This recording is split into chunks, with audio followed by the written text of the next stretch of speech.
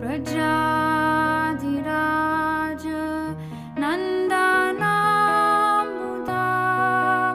Yes, okay. So nobody knows, but one person knows how to know. Okay, good, good. Thank you. Yes, I know there are websites. No, I knew that. Thank you. No, but you gave me, no, you saw something in this marble that I could find out by myself. Yes, Prabhu. Sometimes we see that when we preach to the youth, especially in the college, and we want to make naturally them as a preachers, but then he has his own nature. His own nature. Yeah. So maybe our visions and maybe our Can you speak a little louder? I don't get all your words. Just a little louder. Sometimes we see preaching. We want to make preachers, but there's not their nature, okay? Yeah. And then while preaching, we have our own visions. Wrong visions. We have visions. Our vision. And then we put our own capacity also. We give them a lot of, we go for picnic with them. In other words, you invest a lot of time and energy, yes? So much, and we conduct so many seminars for them, just to make good leaders, preachers. But still, it's very difficult to change sometimes their nature. Even we have these two tools, vision and capacity. So, last point. We have the two things which maybe as we can use as tools to change that marble into preacher. These two things. Yeah. So sometimes we find that nature is different completely. What is your question? Is a comment. Just a minute. He's saying, sometimes we have these two things. Okay. We have the vision and we have the capacity. Yeah. But because of his nature, he will not change. Yeah. Sometimes the marble is defective, okay? Sometimes the marble is defective. You have a vision, okay, I see this sculpture. You have the capacity, but then at one point you find inside it's cracked. So that's there. It's not your fault. Okay, like I said, Prabhupada, some people let him be successful. Some people did not. Prabhupada gave the chance. He was willing to, and there were quite a few crackpots that Prabhupada really turned around.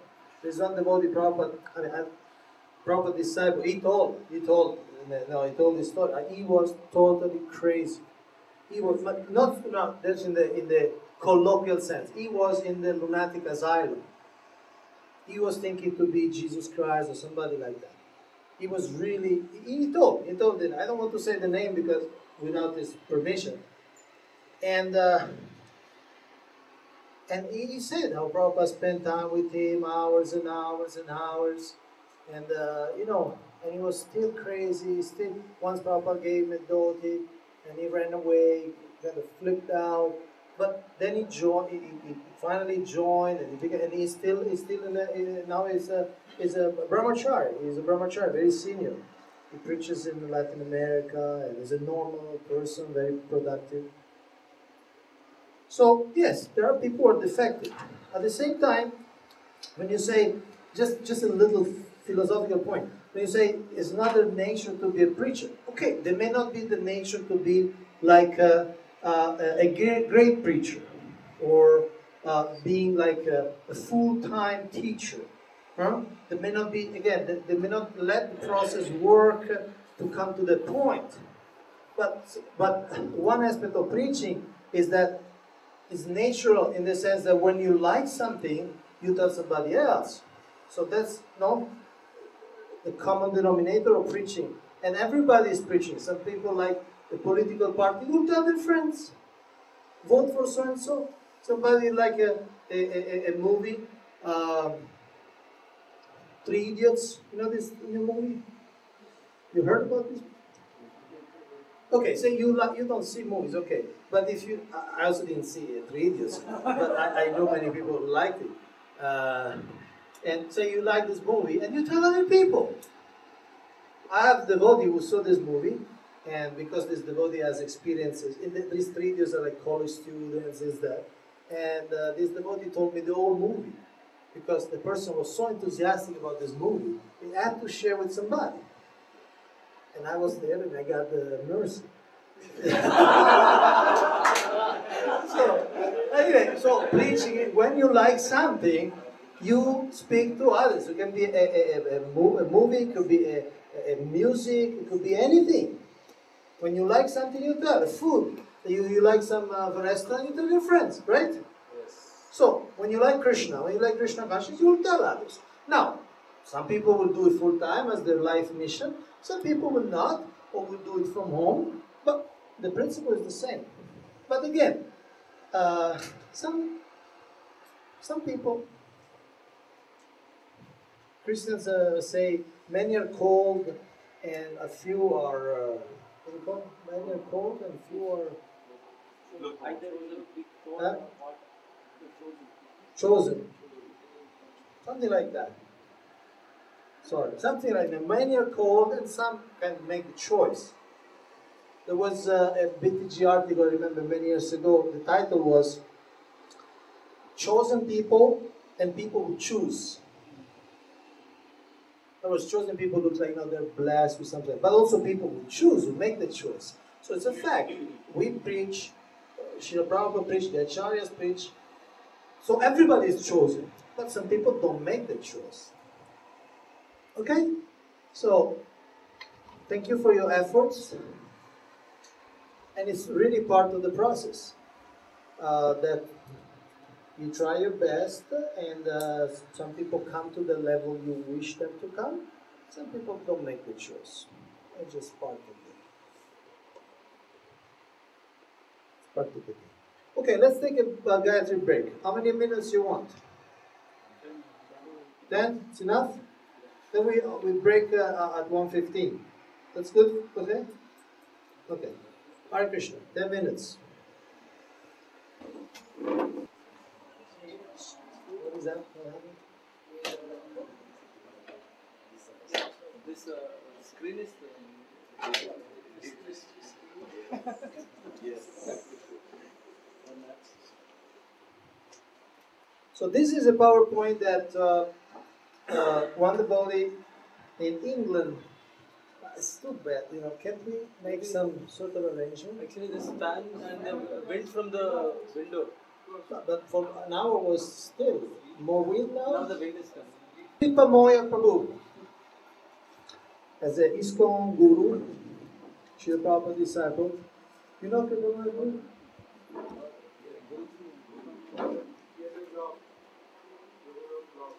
Yeah, he has his own blog. You read the blog? Yeah, he's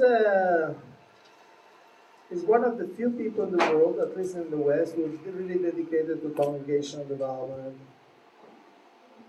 And not only dedicated practically, but also put a lot of thoughts. He studied different traditions in the West, especially in England. And so he put this together. This was put on the net, and we'll watch it. We'll watch it. It's a PowerPoint. We'll read it, and then maybe we can discuss it. Okay? ISKCON membership and social development. Okay? Obviously, membership here means not life membership. Means membership means active participants. Member. One definition is a person who belongs to a group of people. Question. Why do people want to belong to a group? Answer. To get their needs met. Question. What are their needs? Answer. Physical, mental, social, and spiritual.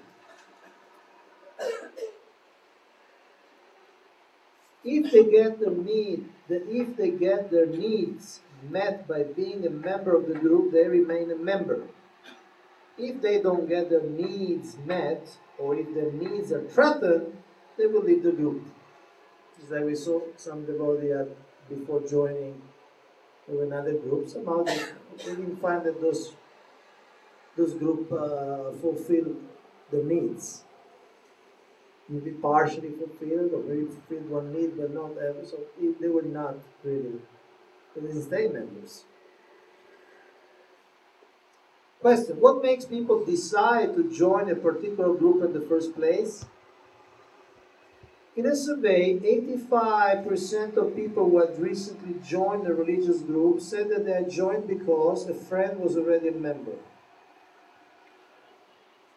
Same concept we saw in the other PowerPoint, the concept of social networks, groups, successful groups. They have strong identities, but they also have open relations. So they have friends. These friends like them as people. They appreciate, they respect them. And when these friends invite or cultivate them to become a member, they might go along. 2 reasons people will join ISKCON and stay. 1, they feel they're getting the needs met. 2, friends are already involved, or they make new friends quite soon. So there's an element of building strong attachments within. Membership pyramid, you see on your right, involvement goes up from passive members. No? Passive members are really at the bottom, then active members, team leaders, people who take responsibility, board, some people will really become the leader of the whole thing. This is in general, obviously. Engagement, people at the top are more and more engagement, goes down, passive members don't do much. Who is in our ISKCON membership pyramid? Answer, as many members as we desire and as many as we can accommodate. It's quite open. Potentially everybody can join ISKCON. Question, who are they? Who are members of ISKCON? This is one definition, okay? Please, membership in ISKCON is being discussed, also at the GBC level. Some GBC individually have some ideas, they also discuss it in the internet. So it's a topic which is not black and white, okay? There are many factors, so this take this as an indication, okay? Don't take this as the last word, but this is what he found in general as an observation. Who are members of ISKCON? People like us, lots of people at the base of the pyramid. People who sympathize with our beliefs and aims.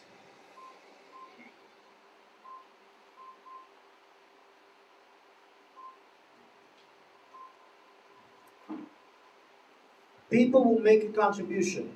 People who practice our sadhana. People who practice and preach. People who have taken up full-time responsibility for leadership and management. Which more or less reflects those type of categories, no? Okay. So I guess all of you come into this last 3, no? Sadhana, preach, and taking a full-time responsibility for leadership and management. That's why you're here, right? Fact. Initiated members of ISKCON are in the minority. In this thing, and many people like us. Fact, many initiated members do not live in temples and are independent in finances and accommodation. Question, what percentage of initiated members of international ISKCON do not live in temple communities? In a recent survey of 23 ISKCON gurus, the total percentage of disciples not living in temples was 96%. Fact, yet we still continue to present ISKCON as a confederation of temples. This was true perhaps in 87, but not now. Our true size is bigger than we may think. So this is a cultural issue. Sometimes as a movement, we are still very much, at least in certain aspects, very much temple-centric.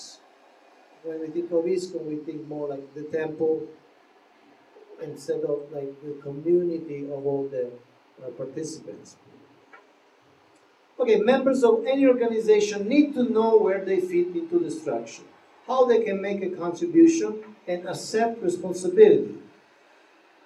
Consider the humble cucumber, 96% water and 4% organization. Can we learn anything from the cucumber?